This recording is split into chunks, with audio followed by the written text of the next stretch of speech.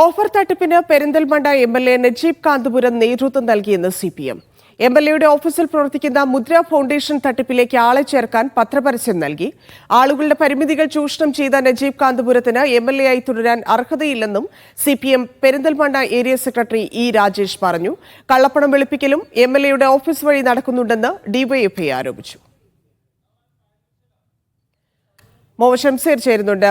ഷംസീർ, എന്താണ് എംഎൽഎക്കെതിരായ ആരോപണം തട്ടിപ്പിൽ?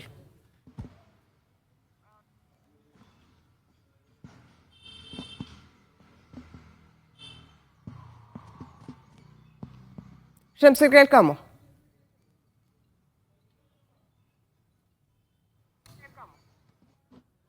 ആളുകളുടെയൊക്കെ പരിമിതികൾ ചൂഷണം ചെയ്തുകൊണ്ട് എംഎൽഎ കൂടി ഈ തട്ടിപ്പിന് കൂട്ടുനിന്നു എന്നുള്ള ആരോപണമാണ് സിപിഎം ഉയർത്തുന്നത്. ഒപ്പം തന്നെ എംഎൽഎ ഓഫീസിൽ കള്ളപ്പണം വെളുപ്പിക്കുന്നുണ്ട് എന്ന് ഡിവൈഎഫ്ഐയും ആരോപിക്കുന്നുണ്ട്. ഓഫർ തട്ടിപ്പുമായി ബന്ധപ്പെട്ട് നജീബ് എംഎൽഎക്കെതിരെ കൂടിയാണ് പരാതികൾ ഉയർത്തുന്നത്. നജീബ് കാന്തപുരത്തിന് ഇതുമായി ബന്ധമുണ്ട് എന്നാണ് സിപിഎം ആരോപിക്കുന്നത്. പെരിന്തൽമണ്ണ കേന്ദ്രീകരിച്ചും ഈ തട്ടിപ്പിന് ആധാരമായിട്ടുള്ള പ്രവർത്തനങ്ങൾ നടന്നിട്ടുണ്ട് എന്നുള്ളതാണ്. അതിലേറ്റവും പ്രയാസകരമായിട്ടുള്ള കാര്യം പെരിന്തൽമണ്ണ എംഎൽഎ തന്നെ ഈ തട്ടിപ്പിന് നേതൃത്വം കൊടുക്കുകയും അതിലേക്ക് ആളുകളെ കൂട്ടുന്നതിന് വേണ്ടിയുള്ള പ്രവർത്തനങ്ങൾ സംഘടിപ്പിക്കുകയും ചെയ്തു എന്നുള്ളതാണ്.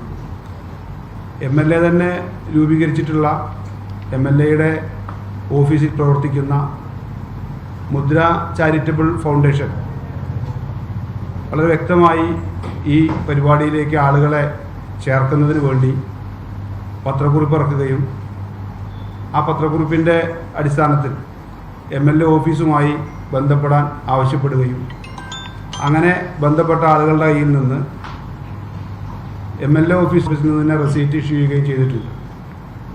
10,000 രൂപയാണ് ഒരു ലാപ്ടോപ്പിന് മറ്റിടങ്ങളിൽ ഈടാക്കിയതെങ്കിൽ പെരിന്തൽമണ്ണയിൽ നജീബ് കാന്തപുരം നേതൃത്വം നൽകുന്ന മുദ്ര ഫൗണ്ടേഷൻ ഈടാക്കിയത് 21,000 രൂപയാണ്.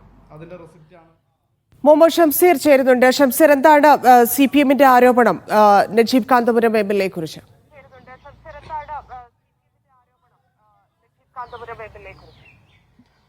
നേരത്തെ നജീബ് കാന്തപുരം വിശദീകരിച്ചപ്പോൾ തനിക്ക് തട്ടിപ്പുമായി യാതൊരു തരത്തിലുള്ള ബന്ധമില്ല എന്നും സാധാരണക്കാർക്ക് പകുതി വിലയ്ക്ക് ഇങ്ങനെ ഒരു പദ്ധതി ഉണ്ടായപ്പോൾ അതിലേക്ക് ആളുകളെ എത്തിക്കുക എന്നത് മാത്രമാണ് ചെയ്തിട്ടുള്ളൂ എന്നുമാണ് നജീബ് കാന്തപുരം വിശദീകരിച്ചത്. എന്നാൽ ഇവിടെ കൃത്യമായ ബോധപൂർവമായ ആസൂത്രിതമായ തട്ടിപ്പ് നജീബ് കാന്തപുരത്തിന്റെ മുദ്ര ഫൗണ്ടേഷൻ വഴി നടന്നു എന്നുള്ളതാണ് ഇപ്പോൾ പെരിന്തൽമണ്ണയിലെ സിപിഎം ആരോപിക്കുന്ന വിഷയം. എംഎൽഎ ഓഫീസ് വഴി നാട്ടുകാരെ പച്ചയ്ക്ക് പറ്റിക്കുകയായിരുന്നു എന്ന് തന്നെയാണ് സിപിഎം പറയുന്നത്.